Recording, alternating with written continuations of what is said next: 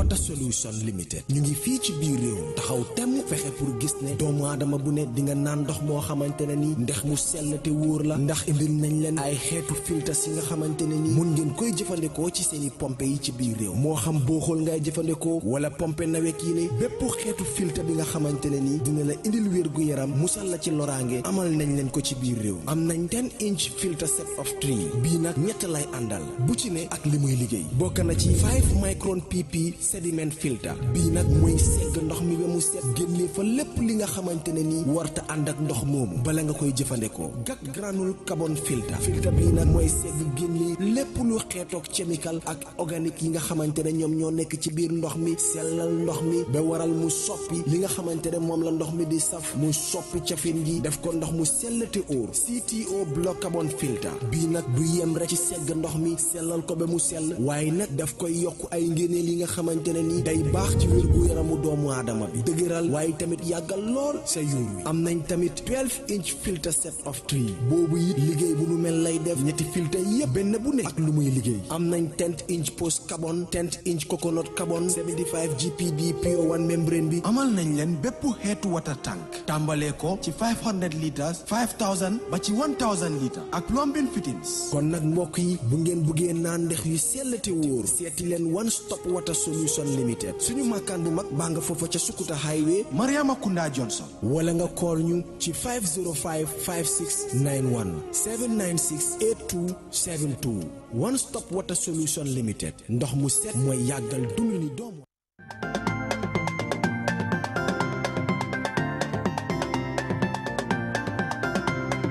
novelas mi ma gunge ci sama kër gi ba xet ji ne duma toog duma tàyyi man daal de moo koy wëri parfum novelas suñ ko bés ki kër gi xet gi day neex parfum novelas mooy waaja lii mooy parfum novelas parfum bi dafa neex forest bi dafa neex saxaar bari dafa neex lii mooy parfum novelas parfum bi dafa neex almadina boo ko pompe xet gi day gunguni lii mooy parfum novelas baxuur bi dafa neex brise marine bi ak yëpp a neex ak novelas féppay xeeñ neex.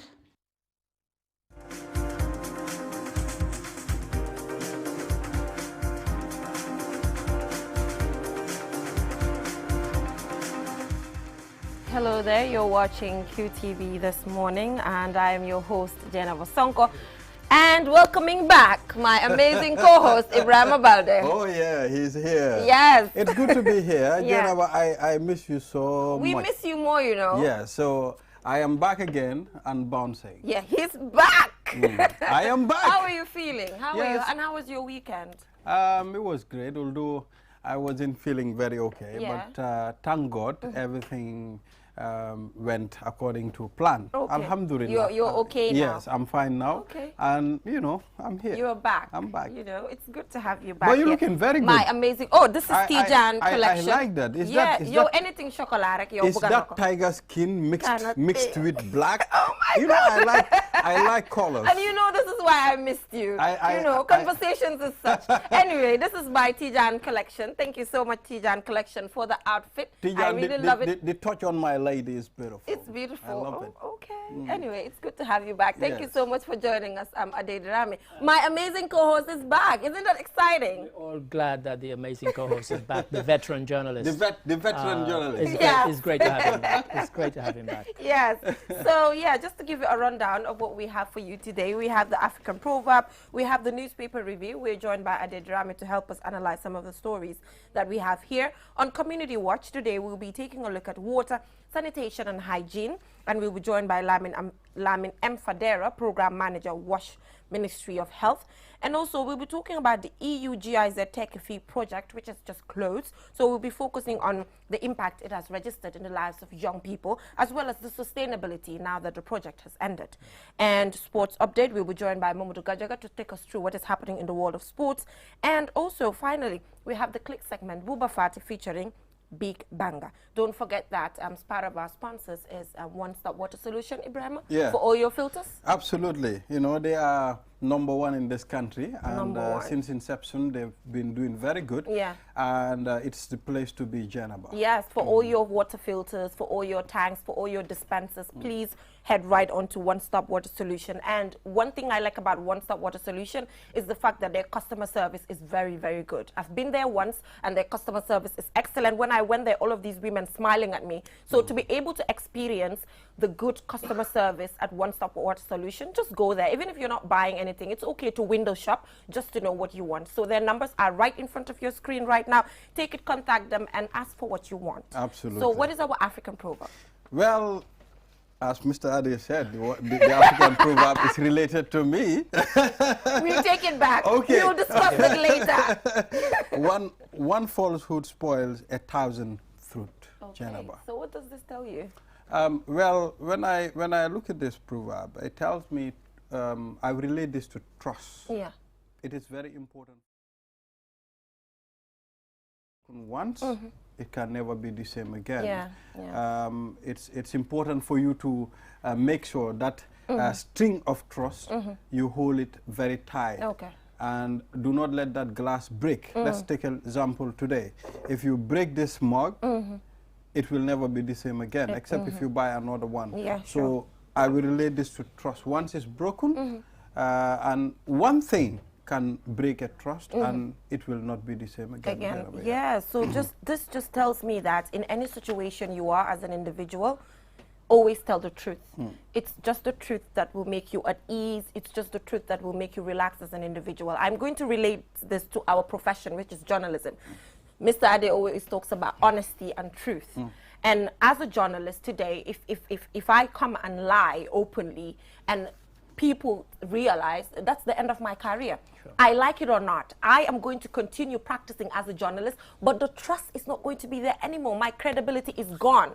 So I think for this, it has to me, I'm just going to relate it to journalism. It is important that as journalists, we always tell the truth. We always balance things. You know, we have to be neutral at all times. The moment, just if you were the most credible journalist in the whole world, but the moment you have a scenario where you had to lie to favor a particular group, you're not a journalist anymore. You've just lost it. That is it for me. At some point, we've seen few media houses here. Whenever they publish a story, at some point, people will not take that as a very serious one, they've lost their credibility. Because from the initial stage. So it's important for you to know anything that you have to give to people, it has to be genuine, it has to be factual. Always people have to trust your source. Yes, so Mr. Ade, have you been in any situation where you had to tell the truth or lose a lot or lose your credibility, where your credibility is at stake and only the truth can set you free? Have you ever been in such a situation? You know, in a way,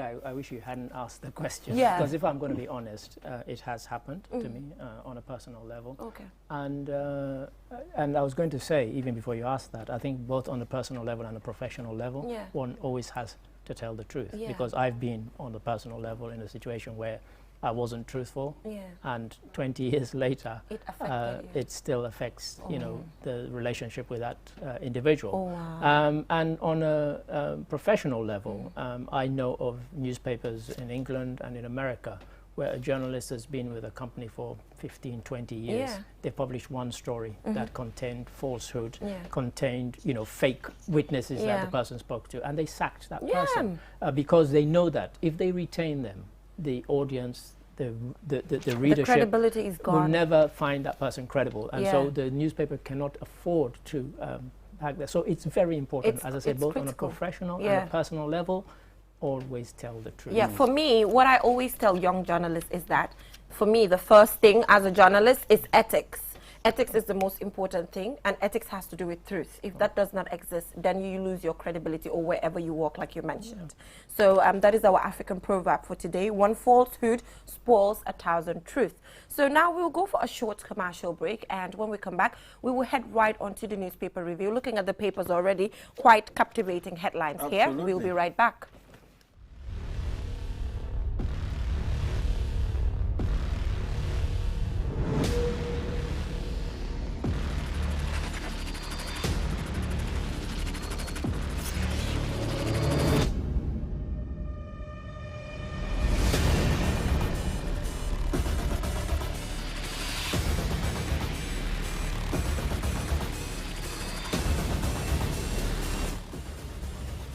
Check out the all-new Tigo 8 at Espace Motors. Call 3522-222 or 353-2222 for more information.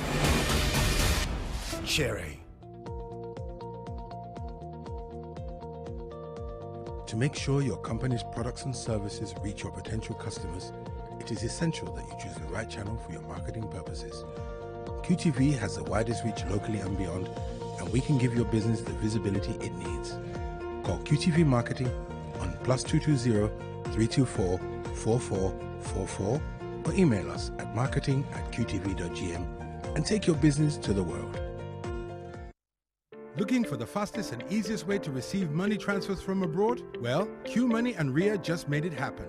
Now you can receive international money transfer from RIA directly into your QMoney account with no additional cost. Once you receive an SMS alert about your transfer, walk into any QMoney agent across the country to receive your payment for free or use the money immediately to buy credit, QPower and other QMoney services. It's fast, safe and convenient. For more info, call customer care on 133. QMoney, Sinu Kalpe. Terms and conditions apply.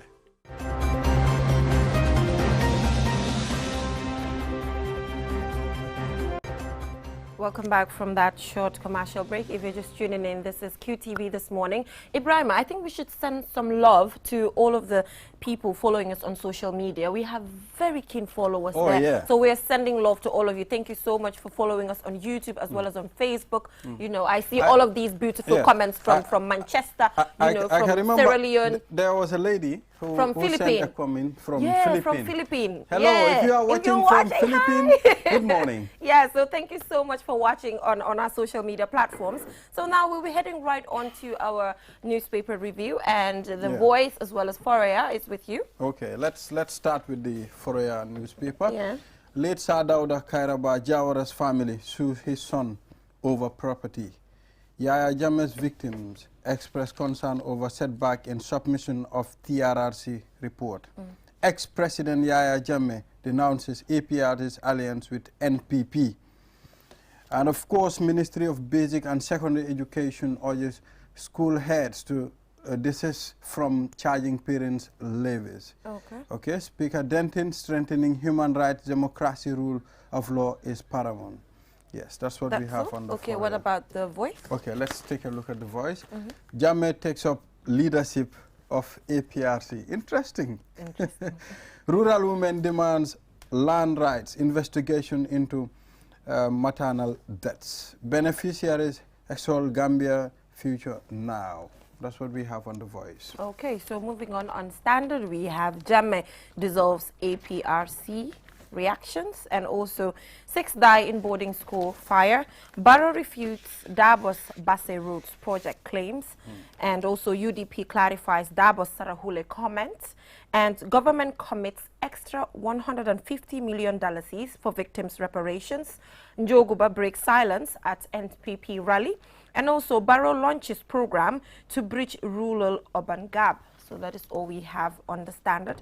And like you mentioned, very captivating headline there. Absolutely. It's been trending throughout the weekend. That is Jammeh dissolves APRC. Yes. But the question is, can he do that? Because we've also seen Fabakary Tombong Jatta coming to say he's strong as ever, and his support for the NPP is still there. Nothing can change it. That's right. I think the only thing that we can say for sure is that there is a rift in the party. I think because of how Yaya Jammeh had ruled, and I don't blame him in a sense. I think many people in the party had led him to believe that he owned the party and that the party was his personal property. That's why he thinks he can dissolve or dismiss people. But the rules are the rules. These people are registered with the IEC and with all the relevant authorities as being the people who are in charge of the party. It's not for an individual to dismiss them. The party has its rules, it has its functions. They have to vote. They have to show that a proper vote was taken to dismiss somebody or remove them from an executive position. That has not happened. So it's fantasy. I don't know who's been advising him. Maybe he's not one who takes advice. That's but the thing. For me, it's a bit of a misstep by him to think that he could just issue an edict and dismiss these people. That's not how it works. Mr. Let's take a look at the situation of our political system in this country, when you talk about parties, they are related to a particular individual. When you say UDP, people think about Hussein Odabo. When you talk about GDC, people think about Mama Kande. Don't you think this is bringing problems? That's why Jammeh has this authority to tell them, look, I have dismissed all of you. Absolutely. I mean, I've noticed it's more here in the Gambia than in any African country that I can think of. And I follow politics across Africa, believe me. It's only since I've come to the Gambia that I hear people saying so-and-so's party, and they're referring to an individual. Yeah.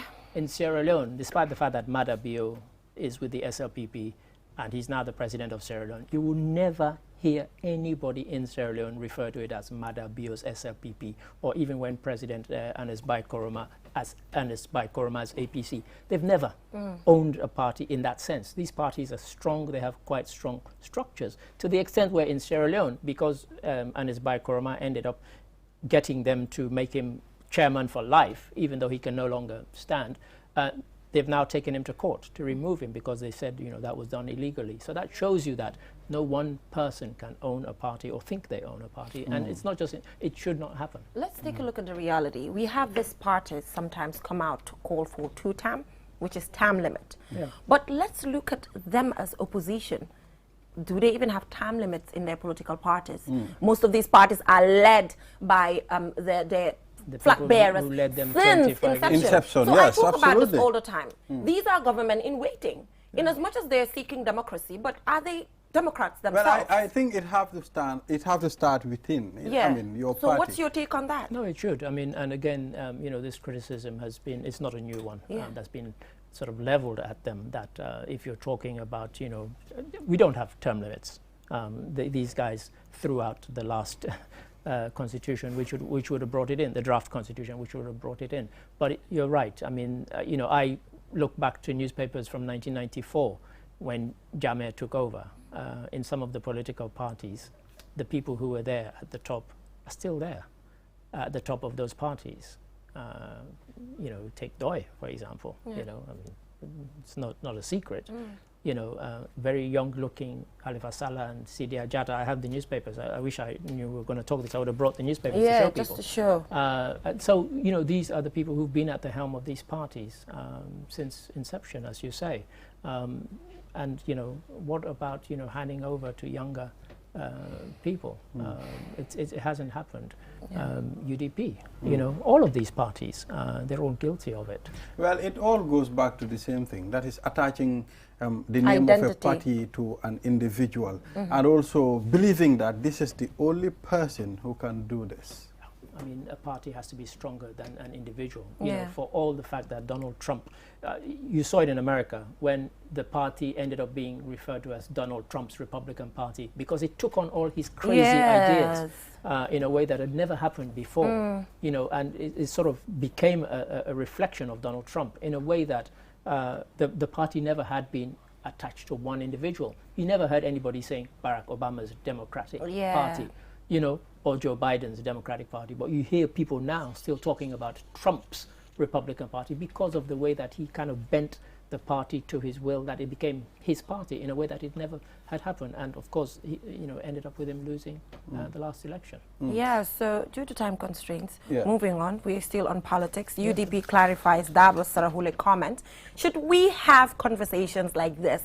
Should we even have parties coming out to clarify that, oh, I didn't mean Sarahule, I didn't mean Mandinka, I didn't mean this, you know? The fact that anybody who is a seasoned, veteran politician could even make any kind of comment relating to any particular tribe is astonishing. Yeah. And when you do that, this is the result. People have to now come and clarify your views. Yeah. The audio is there. You said what you said. Everybody heard it. Yeah. You should not have said it. You should have steered clear of that. I mean, I don't care how many spin doctors you have who will try and wash what you said.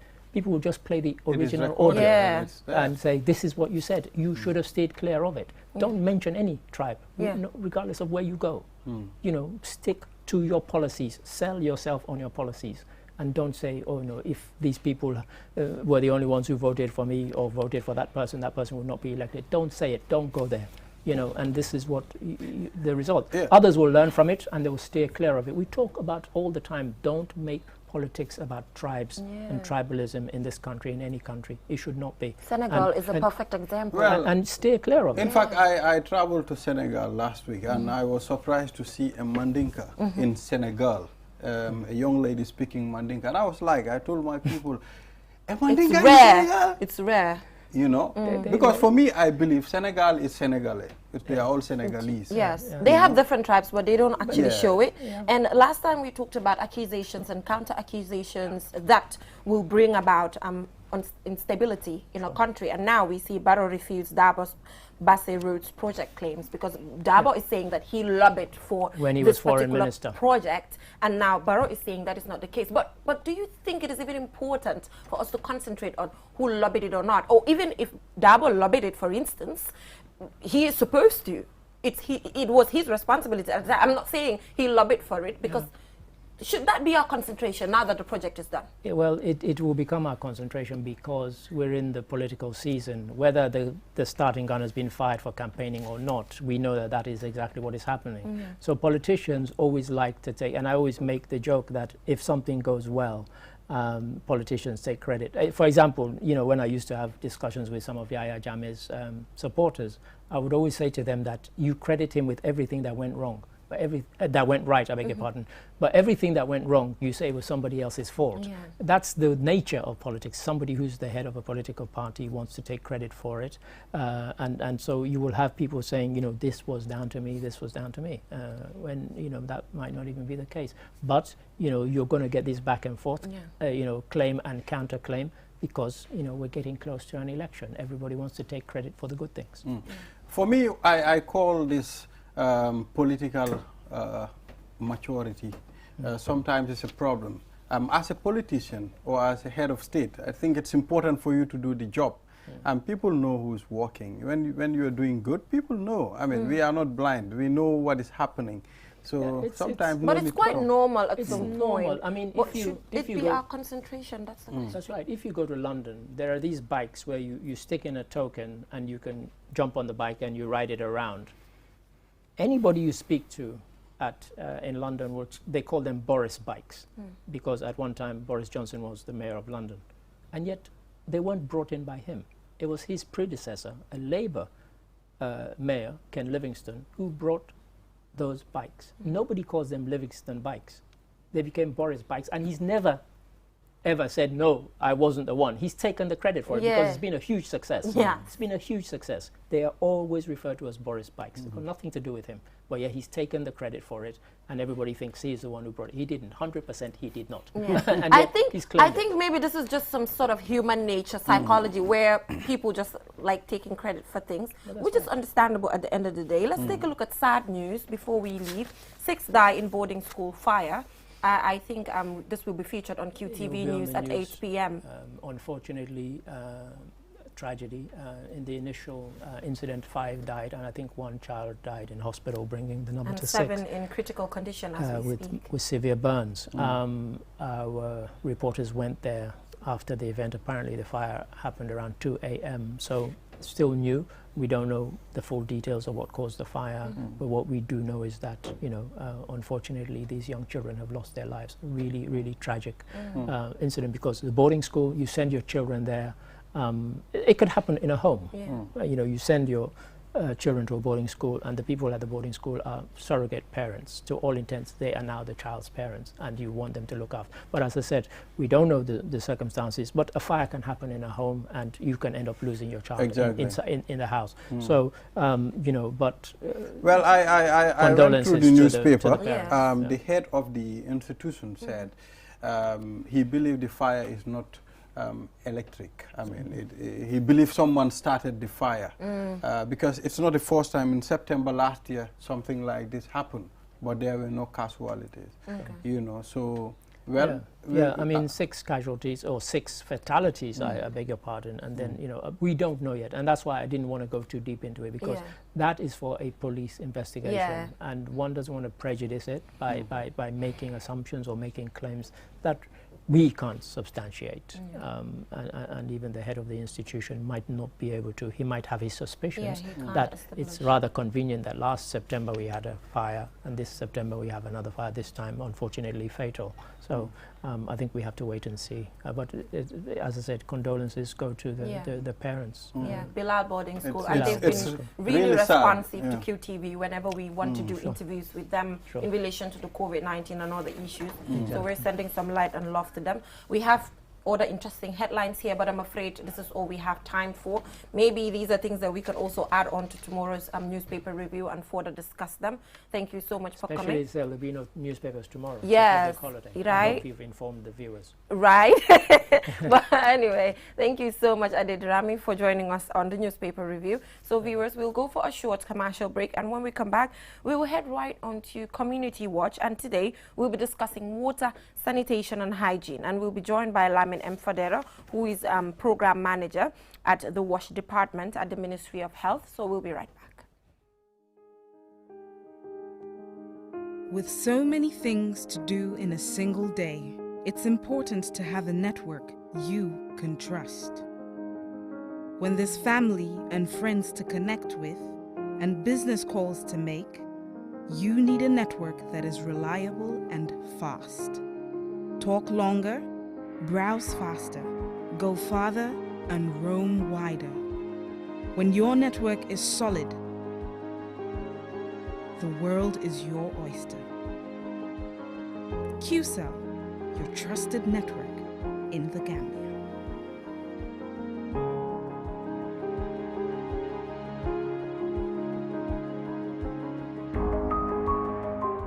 Money, the biggest mobile money service in the Gambia, has taken mobile banking to the next level. Now, you can link your Q Money wallet with your bank account. Yes, link your Ajib or EcoBank accounts with your Q Money wallet and get instant access to your cash anytime. No need to queue at the bank anymore. Transfer funds from your bank account to your wallet or your wallet to your bank account using Q Money Bank Link is the fastest, most secure, and convenient way to transfer funds between your wallet and bank account. For more information, call our customer care on 133. Q Money, Sunyu Kalpe. Terms and conditions apply.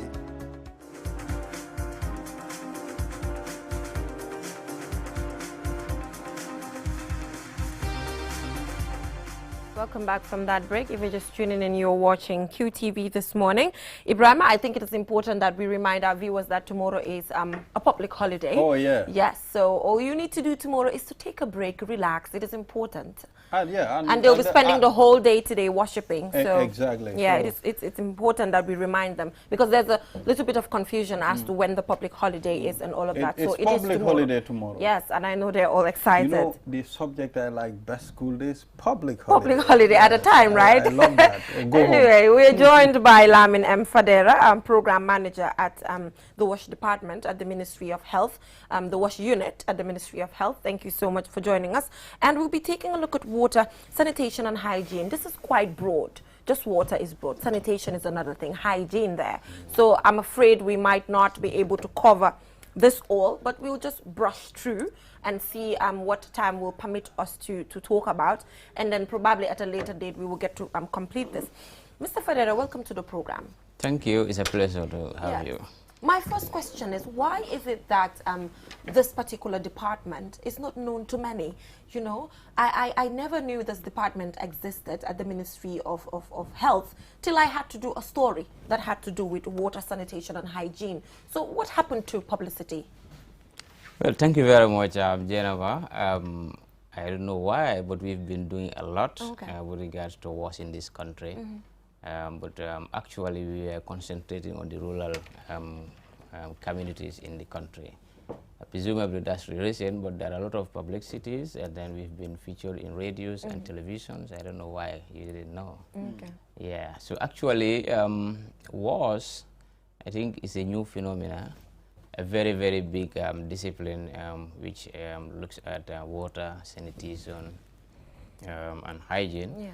As you know, universally, there need to be an affordable and then sustainable water for all, which is a key public health issue in the international development, and it's also a focus in the SDG, particularly SDG 6, 6.1 and then 6.2, which looks at the equitable and then accessible water and sanitation for all. So as a unit, we are also trying to meet these SDG targets. Okay. You just said previously you've been focusing on the rural area. Why the rural area? Is it that they need this more than the ones in the urban area? This is great. If you look at sanitation, there are a lot of problems in the urban area also, particularly the urban slum.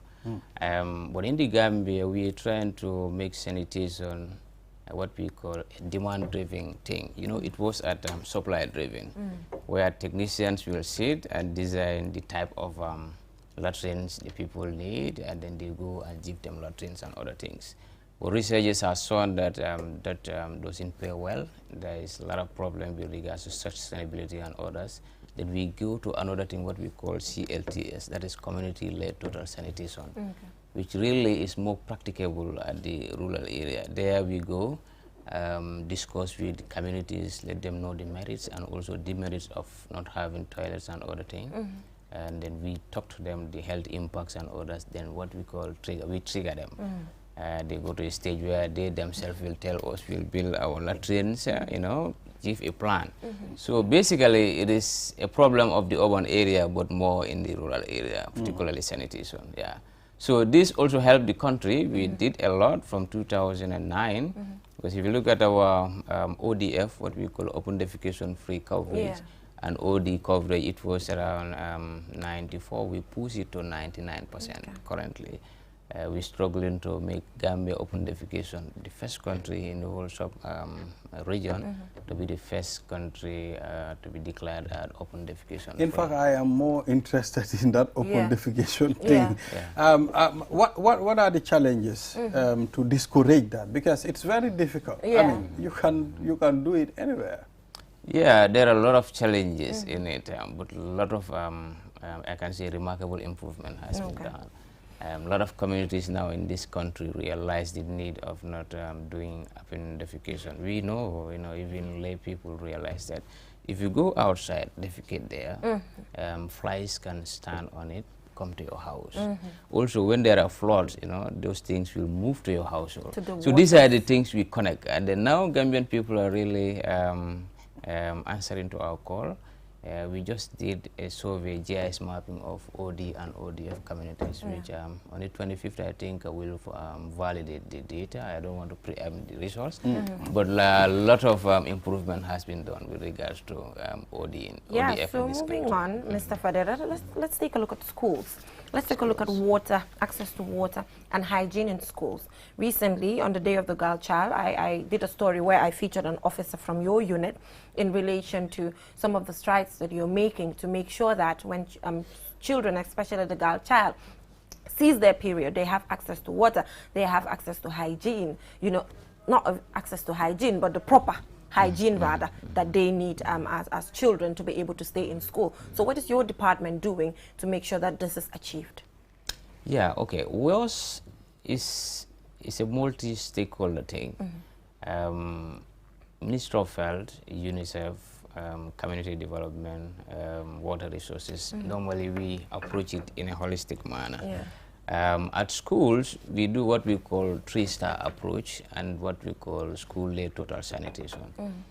We go to schools, form what they call hygiene clubs in schools, and then those students themselves will be sensitizing their fellow students, and then they have a roadmap, so that they move from, because unfortunately, most of our schools in this country, when we did assessment, we realized that you can find OD there in schools. Due to a lot of reasons, sometimes children don't access the toilet, or sometimes they may access, but the toilets are in a terrible condition that they don't want to use it, so they go back and then defecate outside. So as a unit, we did what we call 3-star approach. So in each school, we have a committee, what we call hygiene promotion committee, and then we train them. Then they ensure that there are hand washing facilities located strategically within the school. Also, they ensure that they collaborate with the cleaners and others to clean their toilet facilities and others. And also at the school assemblies, they will do sensitization. And then they are connecting with an officer in my office that normally give them technical support even without them being there. But still, there are a lot of issues. That is the software component. So the hardware component also, we are building school latrines in schools. A lot of schools in this country with the support from UNICEF, where we ensure that it is also gender sensitive, because this is an issue. Some schools you'll see they have a toilet, but they don't have what we call hygiene kits. There need to be a place where if a girl child is on the menstrual cycle, they will be able to clean themselves properly. So now we provide those ones in schools. In 14 schools, am I right? So is there any plans to actually expand this? Yes, there are a lot of plans to expand this, because currently we targeted 14 and we want to go beyond that with the great support from UNICEF. They are also very, very concerned about this. But Mr. Fadera, just quickly before Ibrahima comes in, is it under your jurisdiction to actually monitor markets when it comes to hygiene, access to water and sanitation in market areas? Is that under your jurisdiction? Sanitation inspection is more onto what we call environmental health unit at Ministry of Health. They are the one responsible for inspecting the particularly institutions. So that is more into environmental health unit. We are there to provide services and also discuss with them, engage them for sustainable mechanisms, because that's another challenge with regards to waste. You may have old facilities this year, maybe in 2 years down the line, if you go there, you find it in a very terrible condition, maybe in the schools, in the markets and other things. So that's the big challenge with regards to waste. But with regards to inspection, that is under environmental health unit. Okay, so what do you do for the public? It just stops at sensitizations at radio stations, that's all? Yeah, no, not just sensitization. If you look at our work, particularly in the rural area, we work with VDCs. We work with what we call natural leaders at community level. We do engagement programs, and then they put up plans within their communities what they will implement to ensure that there is proper sanitation and hygiene measures, and also how will the what we call VCCs, that is water committees, take care of the water resources that they have within their communities. So, but enforcement component is under the environmental health. Let's talk about who are your partners? Who are you partnering with to make this a success? Because providing latrines might not be free. You must need certain things. You must need the people who are going to make sure this thing is put into place. Who are your partners? Okay, the partners are into 2 or 3 folds. We have international partners, that is multilateral institutions like UNICEF. They are very, very interested in this. It's one of their core mandates to ensure that sanitation and hygiene is achieved globally. They are our critical partners. And as WASH unit in Ministry of Health also, we are the one responsible for coordination of WASH in the country. So all the NGOs and others like Water Charity, we have Water Charity in this country, we have United Purpose. These are all organizations that work on water and sanitation. So we coordinate those institutions' work, and also at community level, the community structures are our key partners. Normally, before you go, you have to go to the governor, the district chiefs, you know, you go down to the alkali, the VDC, all these structures, what we call Insakeno approach. So this is what we follow. What is Insakeno? Is an approach, it's a community development term that we do, to ensure that all structures, we can do it. We can do it. That all structures are consulted to ensure sustainability. So basically, from the grassroots level to international level, we have stakeholders at all levels. Yeah. Okay. Ibrahim, I think we wouldn't do justice if we don't touch a little bit on the COVID-19 because it's obviously, if you talk about WASH, it's connected. It's connected, anyway. right? Yes, yeah. So let's talk about your walk during the COVID. I mean, the COVID-19 is still here. I mean, you know, it's still here. Go get your vaccine. So talk to us about your walk during the COVID-19 pandemic. The fact that, and it's quite surprising that I didn't know at some point about your department. I just knew about it recently. So what were you doing during the COVID-19 pandemic with a lot of publicity everywhere in relation to what other departments have been doing? Yeah, I think it is of a public knowledge that hygiene is one of the key components with regards to prevention of COVID. Yeah. So what we were doing, we provided hand sanitizer. If you look around, you'll see a blue hand washing station level UNICEF. Yeah. So we provided almost 500 of that all over, all the health facilities in the country, either private, public, and others have been given. Markets also, we provide hand washing, and these things, they go with detergents and all other things. And also, no, we don't just give them, but we sensitize them, you know, the manner in which they will maintain them, and then also encourage others to do it. We go to the markets, other strategic areas within communities, border posts and other things. So we provided hand washing materials, detergents. I can't even remember the figure with regards to the amount of detergents you've provided. But Mr. Fadera, and also give what we call hygiene promotion information to them, so that people will properly wash their hair. You know, hand washing is not just hand washing, but proper hand washing. Okay, but Mr. Fadera, I'm prompted to ask, will the WASH department or the WASH unit of the Ministry of Health exist without UNICEF? Because since you came here, most of the things that you are talking about is supported by UNICEF. So are you getting any form of support or subvention or anything from the government to actually support your department? Because most of the things that you talked about since we started this conversation is UNICEF, UNICEF, UNICEF. So what projects are you doing from your department solely without support from UNICEF? Does that exist?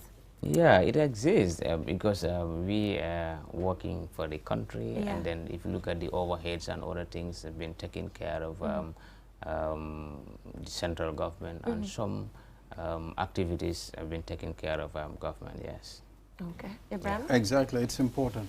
Yeah. So on a final, like my final question will be, so what are the projects that you people are looking forward now? Yeah, the key thing now is how do we make Gambia open defecation free?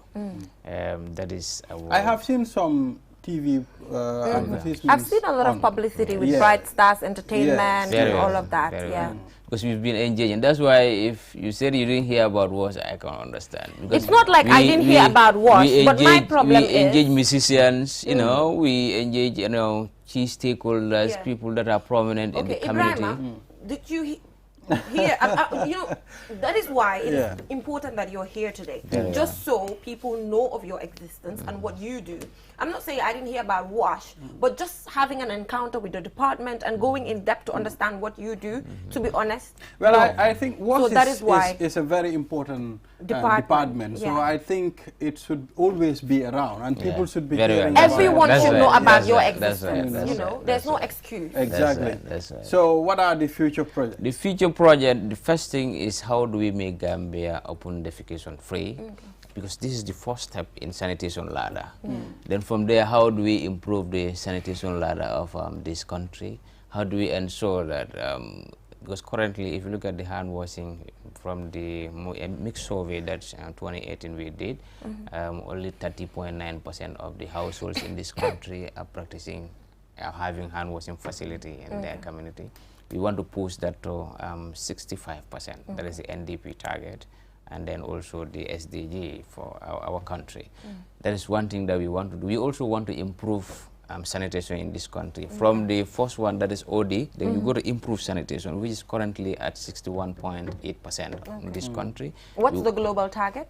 The global target is 100%. Okay, but is there an average global target? Yeah, so for us, we want to move this to at least 90 in this country by the end of the SDG Also, the water component. The challenge here is the quality of water. We all know sometimes you'll be in the street, you see a burst pipe and other things. So access to improved water in this country is currently 90.4, but quality is still a challenge, which we're really working on. That is sensitization, how would we ensure that there are proper water treatment measures also in the community. So these are the areas where we want to improve. And also, was in institutions, we have these health facilities at schools.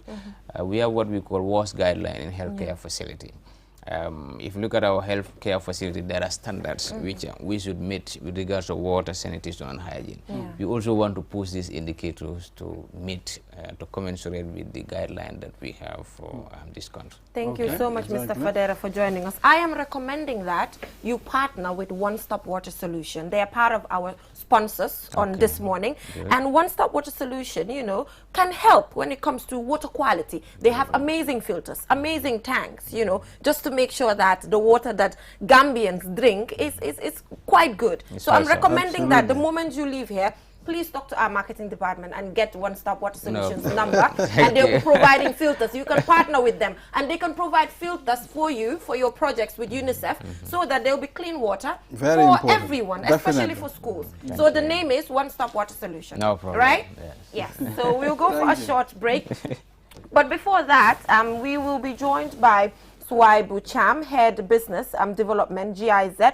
If you've been following developments, you'd realize that the EU GIZ TechFi project has closed. So we want to establish the success that this particular project has registered in the lives of young Gambians, as well as the sustainability. The figures are there, but we want to understand, now that the project has closed, what next, you know? I know there are other TechFi projects ongoing still, but we are more interested in the EU GIZ TechFi project as we speak. So we'll be joined by Suwaibu Cham, Head Business Development GIZ. Do stay tuned. dama bu ne yelloo na ndox mu set te ndox mu set dafa bokk ci dunni doomu aadama te biir kat amul seetu waral na lépp lu fay dugg dafa war a doon li nga xamante ne ni lu indil doomu aadama bi loraange ci wàllu wérugu yaram. One Stop Water Solution Limited ñu ngi fii ci biir réew taxaw temm fexe pour gis ne doomu aadama bu ne di nga naan ndox moo xamante ne ni ndex mu sell te wóor la ndax indil nañ leen ay xeetu filtres yi nga xamante ne ni mun ngeen koy jëfandikoo ci seeni pompe yi ci biir réew moo xam booxool ngay jëfandikoo wala pompe nawek yi bépp xeetu filtre bi nga xamante ne ni dina la indil wér gu yaram musal la ci loraange amal nañ leen ko ci biir réew am nañ 10-inch filter set of 3 bii nag ñett lay àndal bu ci ne ak li muy liggéey bokk na ci 5 micron pp sediment filter bii nag mooy segg ndox mi ba mu set génne fa lépp li nga xamante ne ni warta ànd ak ndox moomu bala nga koy jëfandikoo gak granule carbon filter bii nag mooy segg génne lépp lu xeetoog chemical ak organique yi nga xamante ne ñoom ñoo nekk ci biir ndox mi sellal ndox mi ba waral mu soppi li nga xamante ne moom la ndox mi di saf mu soppi cafin gi def ko ndox mu sell te óor CTO block carbon filter bii nag du yem rek ci segg ndox mi sellal ko ba mu sell waaye nag daf koy yokk ay ngéneel yi nga xamante ne ni day baax ci wér gu yaramu doomu aadama bi dëgëral waaye tamit yàggal lool sa yuur wi am nañ tamit 12-inch filter set of 3 boobu it liggéey bu nu mel lay def ñetti filter yépp benn bu ne ak lu muy liggéey am nañ 10-inch post carbon 10-inch coconut carbon 75 GPD PO1 membrane bi amal nañ leen bépp xeetu water tank tàmbalee ko ci 500 litres 5000 ba ci 1000 litres ak plumbing fittings kon nag mbokk yi bu ngeen buggee naan ndex yu sell te wóor seeti leen One Stop Water Solution Limited suñu makkaan bu mag baa nga foofa ca Sukuta Highway Mariama Kunda Johnson wala nga call ñu ci 505 5691 796 8272 One Stop Water Solution Limited ndox mu set mooy yàggal dund ni doomu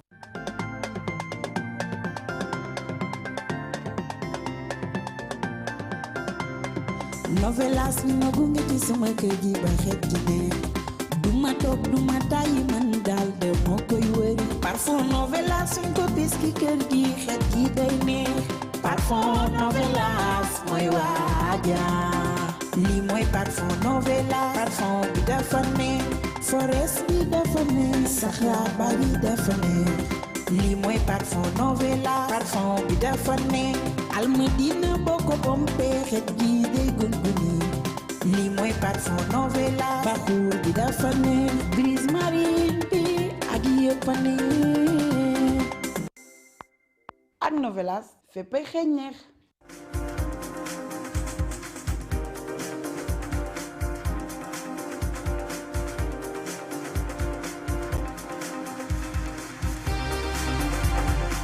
Welcome back from that short break. If you're just tuning in, you're watching QTV this morning, and I'm here with my co-host Ibrahim Abalde. Oh yeah. Yeah. Yeah, no, but it's good to be here with you. Right. So we have Techifi. Yes, we have the EU. So Techifi is actually different components. So this is the EU GIZ Techifi project, which is different from the YEP and other ones that are currently existing. So the project has closed. So we just want to understand some of the impact it has registered and the sustainability aspect. That is why we're joined by Suai Bucham, Head Business Development at GIZ. Thank you so much for joining us.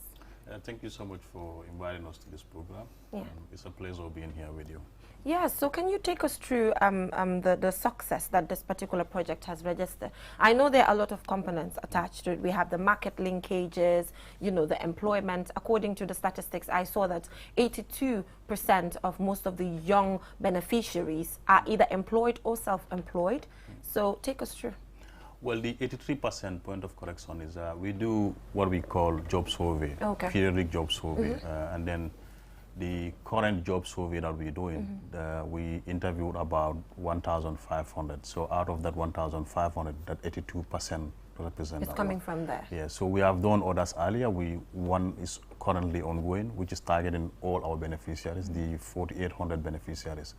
But before going or talking about our success, I just want to make some clarification, which we've seen in the media from Tuesday onwards. The Techifi project is not closed. It's the GIZ component, yes, I think which is closed. It's important that and GIZ is not closed to. It's the GIZ EU Techifi which is closed. We have other GIZ programs in country that are ongoing. Yeah. So yes, youths and Gambians, GIZ is still in country, Techifi is still around. Yeah. It's just the GIZ EU Techifi component which is closed. Yeah. Techifi continues. You still have the YEP is still ongoing, IMBF is still ongoing, Annabelle is still ongoing. Yeah. It's the GIZ component that is closed. So when we talk about Techifi, Techifi have a lot of branches. That is the GIZ and others. I would say implementing partners, EU implementing partners, which are some international organizations. You have ITC, YEP, you have Annabelle, and then IMBF. Finally, GIZ. But it's a project funded by EU, and then different implementing partners with different mandates. Initially, all projects were to end this year. All the different partners should see complete implementation this year. But we know due to COVID and others, some are yet to complete and get extension. But for us, we were able to complete our mandate, and then officially we closed the project on the 12th. But still, we have some office work ongoing, trying to finalize our reports, you know, finalize some activities that are still outstanding. So Techifi still continues, GIZ still continues in the Gambia. What is GIZ? EU, specifically. GIZ EU Techifi. Specifically. Yeah, specifically. And I think that should, during the event, that should have been stressed. Because, you know, a lot of young people currently think that it's the whole Techifi project that has ended, not knowing that this is just a component of it that has I believe it was stressed there, because even in the closing ceremony banner, everything is the GIZ EU Techifi. I just believe maybe others just pick it that is the Techifi project which is completed or closing, or GIZ itself. Because others call, oh, GIZ is closing or closing in Uganda, and I'm like, no. It's the EU GIZ Techifi. I think that should be clarified. Yeah. People should understand what it means when you say GIZ EU Techifi. Yes. Let's talk about the impact that your organization done in this country. The project in particular. Well, I will say, I'll just give a brief rundown of where we started and where we are today. We started in November 2018, and then when we started with building the local office, and then we dive into consultation. At GIZ, we did a lot of consultation with various stakeholders in our different regions of intervention. We were operating in LRR, URR, and GBA. When you talk of GBA at GIZ, it comprises Banjul, KM, and West Coast, up to Kalaji. So we started consultation because we have our mandate, we have our targets or KPIs, that is the key performance indicators that we need to fulfill in terms of our contract with EU. But in relation to attaining those objectives, we had to consult the regional stakeholders, youths, governor's office, the area council offices, in relation to what is needed in the respective regions, what can make the biggest impact in the respective regions, and then recommending implementing partners in the respective regions. When we finish the consultation, we have a compendium of partners that we can work with, vis-a-vis recommended by the regional stakeholders and government stakeholders too. We have the various components of the GIZ TechIFI. We have the business development component, which I work with, and then we have the TVET component, that is the technical vocational education training component. And then we have the solar component, but that's a small component. It's purposely to showcase how solar can be integrated in our daily lives. Okay. For the TVET component, we identified training institutions, both in GBA, LRR, and URR. Unfortunately, at that time, there was no, I would say, full-fledged TVET training center in LRR in particular. We had GTTI Mansakonko, which was also supported by another GIZ component, and it's still being supported by GIZ in terms of infrastructure, capacity building, and upgrading of the center. And then we realized, in order to train youths in LRR, since we're talking of minimizing or discouraging migration, both external and internal, there is a need to invest in that region. Sure. So from the TVET component, we tried to revive the 2 skill centers in Mansakonko, or in Jara Soma, the Girls Guides and Boy Scout, and we invested a lot there, both in terms of equipment and in terms of capacity building for the center managers and the center staffs. We also supported in terms of recruiting some essential staffs like the accounting unit. And then we, in collaboration with the regional authority, also we were able to revive the board. Because for us, governance and compliance is very important. So to make it sustainable, we revived the board. The board is now working, and the area, the governor of LRR is the board chairperson. So now the centers are well equipped and trainings are ongoing. I mean, that's not for GIZ only. It's for any other project that wants to support using LRR. Can use those centers. It's like a foundation that anyone can just come enhancing their capacity, so as to, because if you are saying going to the doorstep of people and you still want to select youths from LRR, bring them down to Combo to train them, I wouldn't say you will not be successful, but you're still not fulfilling the purpose of providing skills for people within their region. So in this, are you working directly with migrants, irregular migrants, returnees, let me say, because according to the EU ambassador, this particular project has brought about an alternative in relation to either irregular migration or staying home and TechIFI. So any close collaborations with returnees to actually change the narrative as well? One of the KPIs or one of the indicators or targets that EU gave us was 30% of our beneficiaries should be returnees, 30% women. Unfortunately, in terms of the returnee numbers, we could not. It was an ambitious target. Unfortunately, we could not attain it. But in terms of women, which was 30%, we surpassed it by almost 17%. Our project targets, if you look at our numbers, 47% of the beneficiaries are women. Yes, we did try several mechanisms or methodologies to attract returnees to the program, but unfortunately we could not get the target. We work with IOM referral centers to refer youth to us. We work with NYC, both the regional offices in LRR, UR, and head office to see how best we can get returnees on board. But unfortunately, because of maybe the big number, we could not be able to attain the 30% returnee rates. That's important. What do you know about the existence of the Youth Against Irregular Migration? I think I heard about it. We work with, I think they're in Tanje or Tuja, and there's an office that we tried. We tried different avenues to get returnees involved. We work with, I'm not saying we didn't get returnees. Yeah, we have a sizable number of returnees that benefited from the program, but it didn't get to the 30% benchmark that is required by the project. I just want to know, what are the criteria for you to be part of this project? Well, the The criteria is to be a youth. that's the benchmark. I mean, that's the first requirement. What's the age range? I don't want to. Are you trying to say this to get on my nerves? No, I just want He's trying to get on my nerves here because I'm always fighting when it comes to who is a young person. You know. Well, for me, I won't fight. Normally, when people attack me, oh, Swaibu, you know, you saying youth is from 15 to 35. I'm like, unfortunately. Oh, really? 35? It's from 15 to 35. Yeah. And I'm like, unfortunately, that's not said by me. You have to lobby with government or youth and sport to increase. If you want the number to go up, I can't make that. Sometimes I get attacked by 40-year-olds. Sometimes 40-year-olds attack me. Oh, yeah. They're like, Jenaba, I want to come on youth dialogue. You're denying me. I'm like, it's from 15 to 35. It's not my fault. 40 is not youth. Come on. Well, the law says, I don't know whether it's the law, but the youth, the NYC, the National Youth Council Act or whatever, but what I know, the definition of youths in the Gambia is 15 to 35. Yeah. So if people attack or people make queries, I wouldn't say attack, maybe that's too harsh, but when people make queries, oh, why is it limited to? I'm like, well, you have to negotiate that with the government. That's not my making. So some of them call themselves veteran youth.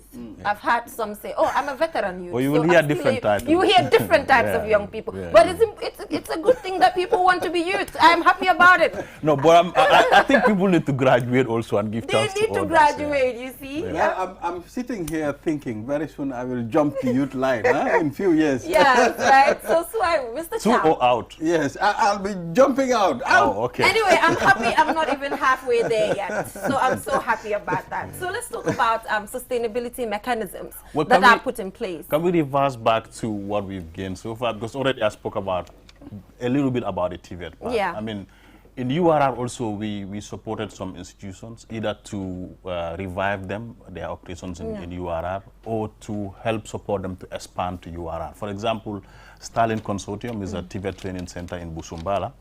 We were able to support them to expand operations in URR. So in URR, we work with Chikambas when it comes to TVET and Stalin Consortium with GTMI for some programs too. So we were able to revive some rural training centers so as to provide training for youths in the regions. In terms of numbers, well, we cumulatively for the TVET component, we were able to train 1,280 something for youths in these three regions, that is GBA, LR, and URR. The BD component, I think the component has different programs. We have the training component, we have the enhancement component. These are the two main components, and then each main component has different components embedded in that, sub-components. For example, in the training component, we have the entrepreneurship component, we have the agro training, and then we have the apprenticeship program. What we realized when we started the project, which was part of the benefit of consultation, we realized that some of the institutions that we're going to work with, institutions like SIG, that is Startup Incubation Gambia, GAIPA, GCCI, NEDI, you name them, the requirements for their conventional training is somebody, you must be grade 12 and the like. And then we are like, okay, if that's the conventional requirement, there will be a lot of youths that are disadvantaged. Then we discuss further with NEDI and TOSTAN. TOSTAN is an NGO based in Basse. NEDI is the National Enterprise Development Initiative. To develop another program targeting youths that are of lesser qualification, let's say grade 6 or grade 9. And then we came up with the agro-entrepreneurship program, which trains them on entrepreneurship combined with agriculture, but using local agricultural resources, like processing maize and coos to baby feed and the like, using tomato for tomato jam, you know, different components.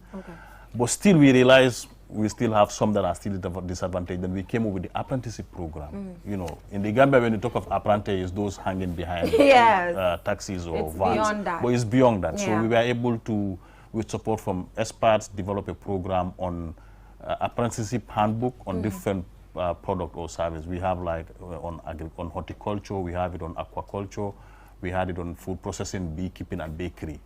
But we were able to implement for the four except, we implemented all except aquaculture. So we have people who have not school that we work with different, but they attach them to, let's say, somebody going for beekeeping, you attach the person to a beekeeper for 3 months and the like. And then for that, we were able to train about 1,400 for the apprenticeship, the agro, and then the... I'm afraid we're running out of time. Yeah, we're running out of time, but sustainability for me was the main thing.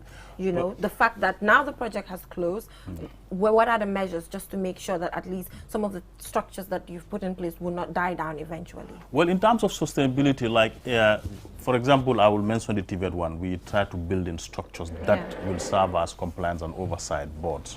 And then we try to support institutions. I mean, like, the support to institutions didn't end with only TVET. Even at BD component, the business development component, we support a lot of institutions to build their capacities, to build capacities of people that they work with. So for sustainability, we hope in some of the businesses that are going out can still continue working with, because if you look at our program, yes, GIZ is the implementing partner for EU, but then we have institutions, Gambian institutions that implement the program. So we are hoping or expecting for them to continue providing the necessary support for these young people, not to leave them like that. And then, well, we have other tech-IFI programs also in country that are still existing that can still provide support. And then we have other GIZ programs also that are providing support. But in terms of sustainability for most of our programs, we try to create them into cooperatives. We've created close to 50 cooperatives in the country where the young people work in group, and then we hope that we'll be able to, you know, sustain them. And then as a group, they can channel or go and approach other offices to see how best support can be given to them in terms of technical. Because here, when we talk of support, our mind still goes to financial. For us, the focus is not only financial, it's both financial and technical support.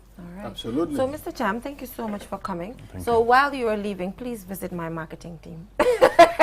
I'm putting him on the spot here. I'm putting him on the spot, but that's a conversation for another day, right? Unfortunately, I just have 4 weeks, so I think the best will be you liaise with the liaison, the GIZ liaison office. Yes. Yeah, so your marketing team can approach the liaison office. Approach them, right? I'm putting him on the spot. It's not far from you. It's just that, is it Emporium? Yes. Opposite, around... on your way to Sabina. You have the GIZ liaison office there. Right. So I'm throwing it back to you. You're throwing it back to me. Okay, I just captured it. I'm the wrong person. I just captured it and I'm throwing it back to my marketing team. Thank you so much, Mr. Cham, for coming. And I'm happy that at least measures in relation to sustainability have been put in place in relation to that, because sustainability in Gambia is a very big problem when it comes to projects that have been implemented. I always talk about this. We put projects in place and next minute, when you go back to even do a survey to check, you know, the success, then you won't find anything, which is quite sad. That's the sad reality. Yes, yes, it's a sad reality. Thank you so much for coming. So we will go for a short commercial break, and when we come back, the program continues. Do stay tuned.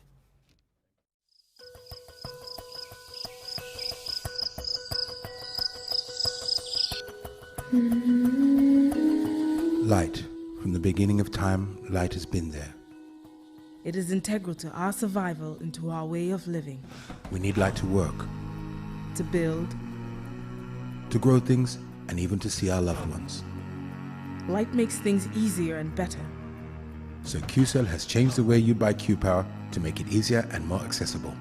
You can now access the same service quickly and get your cash power tokens instantly with the new QCell Q-Power code. To light up your world, simply dial *363#.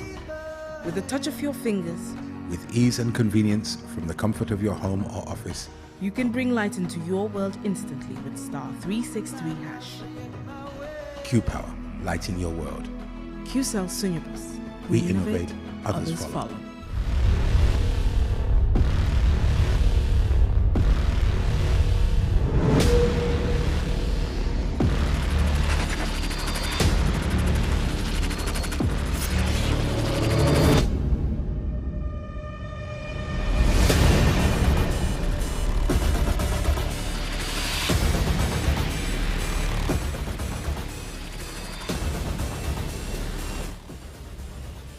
Check out the all-new Tigo 8 at S-Pass Motors. Call 3522-222 or 353-2222 for more information.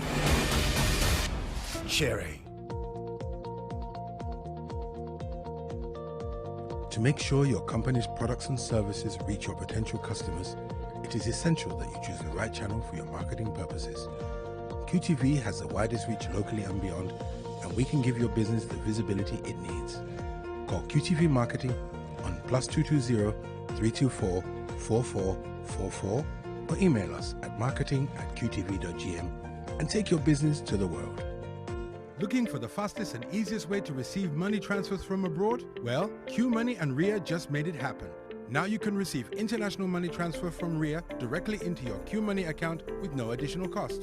Once you receive an SMS alert about your transfer, walk into any Q Money agent across the country to receive your payment for free, or use the money immediately to buy credit, Q Power, and other Q Money services. It's fast, safe, and convenient. For more info, call customer care on 133. Q Money, Sinu Calpe. Terms and conditions apply. The best product in town is back. QCell's MiFi router. Get the best MiFi in the country for just $2,800 and connect up to 15 users with 4G internet speeds and a long-lasting battery life. So rush now to any of our customer care locations and get the best for less while stocks last. For more info, call our customer care on 111. QCell, Senior Boss, the Gambia's quality network. We innovate, others follow.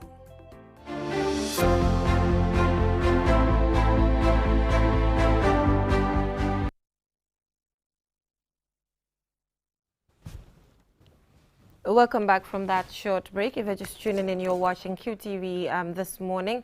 Ibrahim, we're here. We're back again. Yeah, so we are here again, and it's time for Sports with Mamadou Gajaga. Yeah, exciting morning, man. Exciting when we're here to talk about sports, and what a better way to start. It's about the QCell Youth Cup, organized at the Q City football field. 6 weeks of competition has finally came to an end with exciting football. 2 finals. The first one was played on Thursday and the second one on Friday. Beautiful final. Let's see how the final panned out. Goals galore final in the under-15 category of the QCell Youth Cup between Q City and Medina United. The visitors, Medina United, took the lead in the 7th minute through Fodering Konate's superb free kick. Idrissa Barrow equalized for Q City with a long-range shot. Medina United took the lead for the second time when Alaji Nyang's shot was deflected into the net in the 16th minute. Back came Q City as Idrissa Barrow levelled for his side in the 22nd minute to make it 2-2, which is how it stayed at the break. Medina United got the winner in the 59th minute after Fodering Konate's low shot on the right beat the keeper for his second goal of the game, making it 3-2. The final score. Friday's final featured Q City's under-18 side and Golden Youth Football Academy, producing spectacular performances from both teams. Q City's passing style paid off in the 12th minute. Malanding Bojang's cross was nicked into the net by Sheikh Jao. Malanding Bojang went on to score a second for Q City. Golden Youth came close on several occasions. They even had a shot that crossed the line, but to their dismay, it wasn't given by the referee. There were no further goals and Q City won 2-0. Several prizes were given to the deserving awardees, ranging from most disciplined team, best player, leading goal scorer, amongst others. Mohamed Jah, chairman of the Q Group, says he is pleased with the tournament and advised the players to take their football and education seriously. Tournament B is a yearly tournament. It's not only this year. Next year, dinañ ama the same tournament. You know, but ñu ngi yaakaar ne next year, instead of 8 teams, 8 academies, maybe dinañ am up to 12 or 16 academies. This is going to be an annual tournament. We've opened our doors as a company to do our part in the country's development. The final was attended by dignitaries, including William Abraham, president of Real de Banjul Football Club, Tijan Jete Gambia Football Ambassador, Pasware Fai, Vicente Gomez, Matar Mboj, and several others. Impress na trop bu baax a si xale yi nga xam ne ñoo nekk Q City ak beneen team bi, especially xale Q City man since buñ nekkee xale bu ndaw gis naa leen. maa ngi wax ne sax Mohamed ma ne ko lii da nga ko war di def every year because level yi xale yi is getting more higher. I'm very impressed about the level. This is very important in our football that we can have this kind of tournaments. It means it will also help the coaches of the under-17, the under-20 to recruit from such tournaments. Very, very good. The QCell Youth Cup is the maiden structured organized football academy tournament televised in the Gambia. The competition provides both good football and exciting goals with great ambience from chanting fans. Mamadou Gajaga, QTV News. Yes, we are back. Well, that's it, and it has everything in that report. It talks about the beauty of the competition and how it has given youngsters the opportunity to play at that level of football, under 15 and under 18 category. And this is the first time an organized structured football competition between football academies was organized. And thanks to QCell, the best GSM network service providers, with your 4G network and all the I can attest to that. beauties. You see my there you go. You see that router? So 4G MiFi router. Spot on. So there you go. It's as fast as a deer. QCell is the deal. They're the sponsors of the competition. Well, Jennifer, so you guys have not been there. Yeah. You've missed out a lot, Yeah, but you've been was it? seeing the competition on Actually, TV. it was live on QTV. Yes, live so on I was QTV, able both to finals, follow. U15 and U18. Yeah. And for the first time in the Gambia to have such an opportunity. These players, after a few years, they can look back to say, yes, I was part of that competition. Yeah. And I was that player who scored that goal. Yeah, and Gajega, to me, it's not only being part of the competition, but it will groom these players. It will make them professional players tomorrow. If we are to be very serious about football, we have to start from this. Yes, definitely. And it's us also giving, coaches in the Gambia the opportunity to scout players, because there have been some fantastic players in the competition, both in defense, in midfield, and in attack as well. There have been lots of goals. So I think when it comes to team selection for the under-17, there might be some players that could be spotted out for the Gambia under-17 team. There might be some players for the under-20 team. So I think for me, it has been a fantastic competition. And that television coverage has really given it a befitting, a boost. And shouts to our commentators. I mean, we've just been trying. Great job, this man. is our first time to do television commentary. Yo, World Cup, comment World Cup. Xam nga kan la ma dee remind? John Champion. So John Champion la ma dee remind. And we had CEO also said, maybe next year there'll be more teams. Yeah. They want to make it an annual competition, which is very, very good. So it will give a lot of teams the opportunity to play football and, harness their talents as well. It was more of a tryout, it seems, for coaches, like you mentioned, to come and look at these youngsters and pick them. I'm not a big football fan, but looking at dribble ak man pass I'm hope si Gambian football de. Of course. So definitely. Moving on, what do you have for us? Moving on, it's about Gambian players in the diaspora, in the European leagues, if you like. There's been goals scored, and first, one name that comes when you talk about Gambian players and goals is Hassan Ceesay. He has now scored 11 goals for the Gambian national team, which is like his goal tally is increasing every time. The Gambia played international friendlies recently and he scored the goals. But for his team, FC Zurich in Switzerland, he scored the only goal for them against FC Lugano, and they won by a 1-0. So Hassan Ceesay has been in fantastic, phenomenal form when it comes to goal scoring. He scored 8 this season so far. Yeah, so what is the future of Hassan Ceesay? Where do you see him? Eventually, I know he might leave FC Zurich, to search for greener pasture. So what is your assessment of his performance when it comes to his future? I think he's an ambitious striker. He has an eye for goal. Yeah. He always wants to be on the spotlight in terms of goal scoring. I can see that. Very, he's like one of the players that would always want to go for glory. He hates losing and all of that. So I think he's at a fantastic level where he can be able to continue scoring goals. And if he does, yes, big teams, big clubs will come calling for his services, and obviously he would end up leaving FC Zurich for bigger clubs. I know if FC Zurich is watching, they'll be like, who is this girl saying that Hassan has to leave us? But at the end of the day, he has to move. For greener pasture. Yeah, definitely. Let's talk about another striker who has also been in phenomenal form, but at some point his goals dried up, but he started scoring again. That's Dembo Dabo. Dembo Dabo was one time playing for teams in the Gambia, and then he moved to Senegal. Now he's playing in Belarus, in the Belarusian league, and he's one of the top scorers in that competition. He scored in their team's 3-1 victory. And let's look at Dembo Dabo. There you see, he's that striker who can control the ball very well, and he also has an eye for goal. Recently been invited to play in the Gambia national team. And finally, we'll be also looking at another Gambian striker who has scored a goal in their team's 3-2 defeat, Ali Sow. He plays in Russia for Rostov. There you go. That's a smiling Ali Sow there also, who scored for his team over the weekend, and it's been goals galore, and we can go on to talk about other players. In fact, I'm surprised to know Gambia we have talented footballers like this. What's happening now? Is it that before there was no publicity, people don't see them?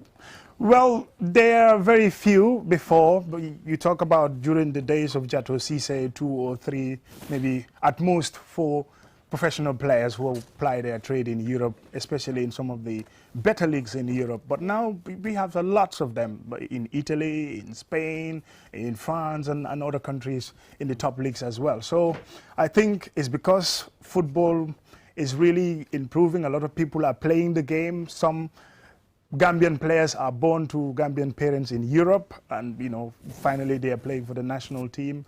And some of them, obviously, they started here, they performed very well in the league, and they've been scouted. And I think football is progressing somehow individually. I really although there are a lot of things that is lacking, especially infrastructure. That is some area that the government and also the football authorities really need to improve Definitely. I have hope in the Gambian football. One day we will be a world sensation. Yeah, but looking at these individuals who play outside of the Gambia, and we're heading to AFCON, so I know the coach obviously is looking at bringing these people. So when they play with the Gambian team, how do you see the chemistry with our Gambian players? Is it working?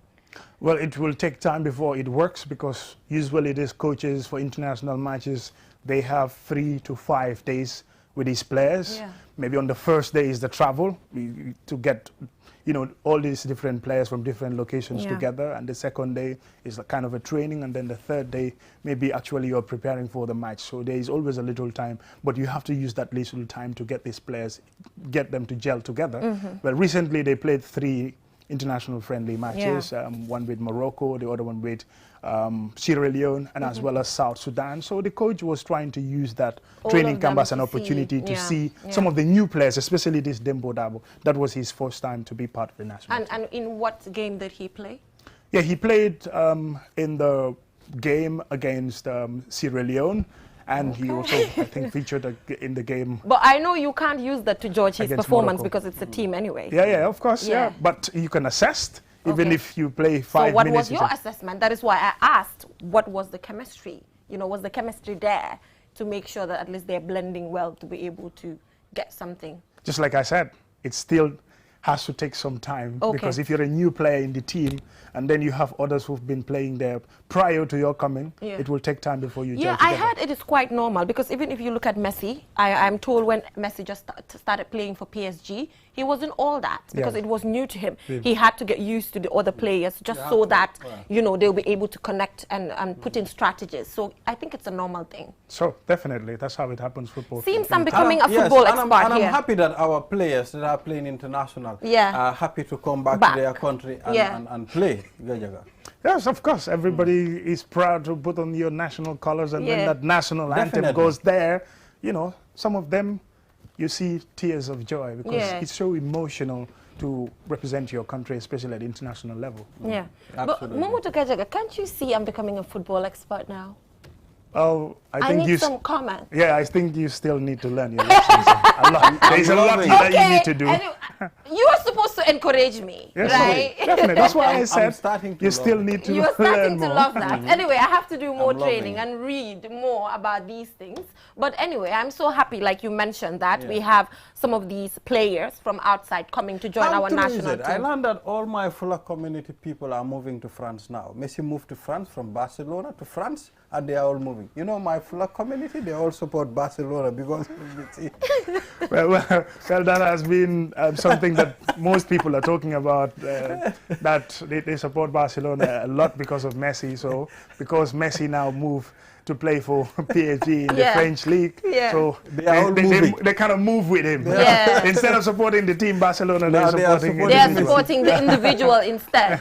Okay, but I am a Cristiano Ronaldo though. I love Cristiano Ronaldo. Then do you support Manchester United? Because now Cristiano, I love him, and I love Manchester United as well. Oh, beautiful. Good. So anyway, I'm afraid that is all we have time for. But Ibrahim, you have to join me. Oh, really? Because my outfit today is provided by Tijan Collection. So we have to join our colleague here. Do that catwalk. You do that catwalk. So this outfit is provided by Tijan Collection, as you can see. Te yo anything lo hamne chocolat la rek yo buga nga. Moma de Daniel. Man hamna lu. Wow. So man ma ngi melni chocolate. Tijan Collection, thank you so much for providing me this outfit. I really love it. So for all your outfits, please visit Tijan Collection. Mu ngi fofu rek ci Serekunda yo ma xam be buga de mu provide ma dress bi mashallah man kontaan na de. Jaar ma def fa because num def ci yow. Dina fa jaar ma def fa. The one stop water solution tamit.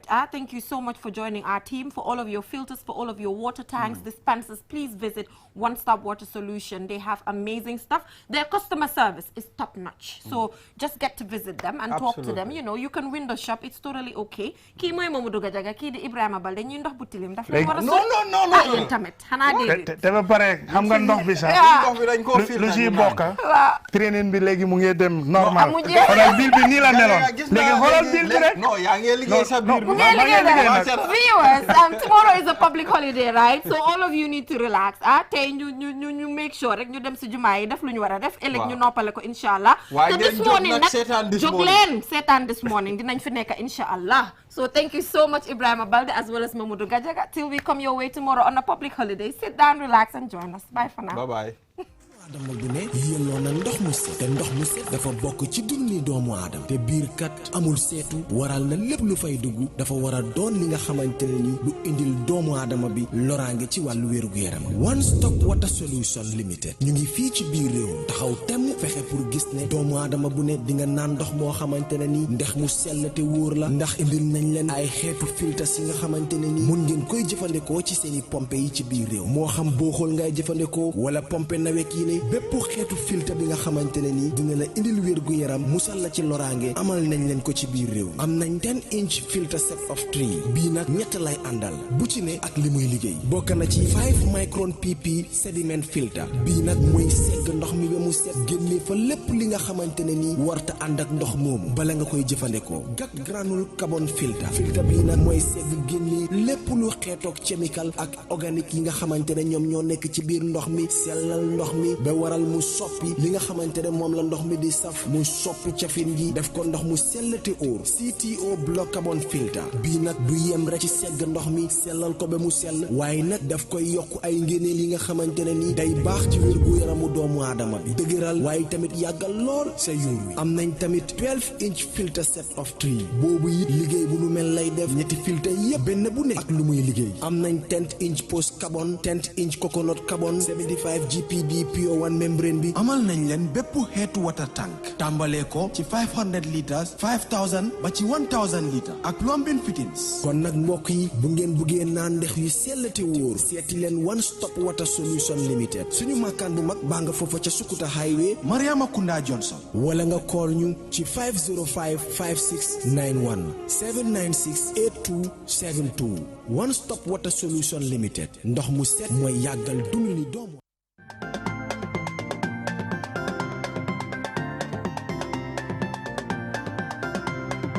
novelas mi ma gunge ci sama kër gi ba xet gi ne duma toog duma tàyyi man daal de moo koy wëri parfum novelas suñ ko bis ki kër gi xet gi day neex parfum novelas mooy waaja lii mooy parfum novelas parfum bi dafa neex forest bi dafa neex saxaar ba bi dafa neex lii mooy parfum novelas parfum bi dafa neex almadina boo ko pompe xet gi day gunguni lii mooy parfum novelas baxuur bi dafa neex brise marine bi ak yëpp a neex ak novelas féppay xeeñ neex